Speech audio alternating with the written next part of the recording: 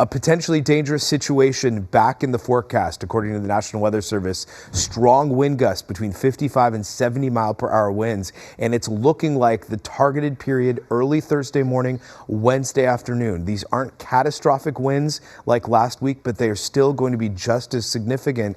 And at the same point, the mountains of San Bernardino County looking for 80, 90 mile per hour gusts in areas just to the east of the Cajon Pass during this period. So let's talk about temperatures, though. We're seeing temperatures 45 degrees right now, high wind warnings, wind advisories in effect through early Tuesday morning, and then those high wind warnings pick up, especially in the concerning area. Santa Clarita, western Malibu, the area of the western Santa Monica Mountains near Malibu, portions of LA and Ventura County, San Fernando, Santa Clarita Valley, Simi Valley, all of those areas need to be on alert, in particular for this upcoming event. A red flag warning now in effect for all of these areas. I'll step out of the way, as you can see, until 6 o'clock on Wednesday night. We've got the dry brush and vegetation, the lack of rain, and so it's a tinderbox there. We've got the gusty winds and the relatively low humidity levels throughout this period expected to drop to single-digit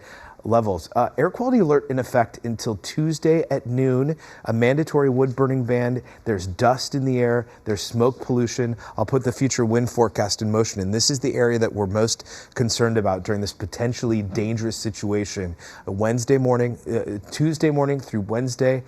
You can see Tuesday afternoon, that whole band of activity from Acton to Malibu, Santa Clarita, Fillmore. Significant winds not expected to drop off until Wednesday evening, and finally some relief possible on Thursday. Well, that's a look at your forecast at 5:14. Ginger, now back to you.